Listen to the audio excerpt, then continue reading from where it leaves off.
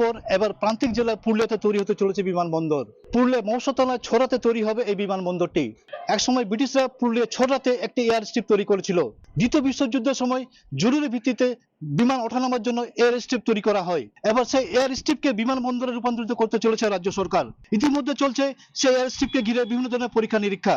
যদি এই প্রান্তিক জেলায় পুরুলিয়ায় বিমানবন্দর তৈরি হয় তবে আর্থসামাজিকভাবে উন্নতি ঘটবে এই জেলার, মনে করছেন জেলাবাসী। তবে এর আগে বাম আমলে একাধিকবার এয়ার স্ট্রিপকে বিমানবন্দরে পরিণত করার চেষ্টা করা হয়, কিন্তু সেটা বাস্তবায়িত হয়নি কখনো। তবে আগামী দিনে এই বিমানবন্দর কবে তৈরি হয় সেদিকে তাকিয়ে পুরুলিয়া জেলাবাসী। এটা তো অনেক দিন থেকেই পরিকল্পনা চলছে, বাম আমল থেকেও দেখেছি। সুভাষ চক্রবর্তীর মতন মন্ত্রী এসে পরে এটা দেখে গেছে, পরিদর্শন করে গেছে, কিন্তু এখনো পর্যন্ত বাস্তবে কোনো রূপায়িত হয় নাই।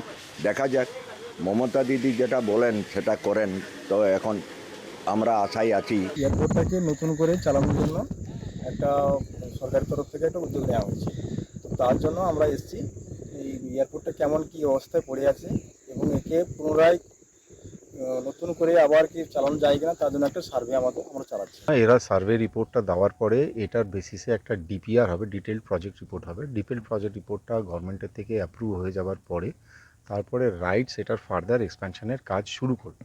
মানে এটাকে একটা সম্পূর্ণ এয়ারপোর্ট হিসেবে পরিণত করতে যা যা জিনিস দরকার সেগুলো রাইটস তৈরি করবে।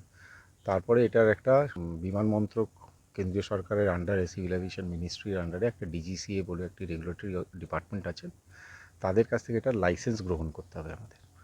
Two meet all the requirements complete করার পরে সেইগুলো করে লাইসেন্সের জন্য আবেদন করতে হবে। সেই লাইসেন্স আবেদন কমপ্লিট হয়ে গেলে এখানে কমার্শিয়ালি তখন প্লেন নামতে পারবে, তো তখন প্যাসেঞ্জার নিয়ে প্লেন ওঠানামা করতে পারবে। এটা মোটামুটি আমাদের সম্পূর্ণ পরিকল্পনা। আমার শহর পুরুলিয়া থেকে শওকত আলী, কলকাতা টিভি।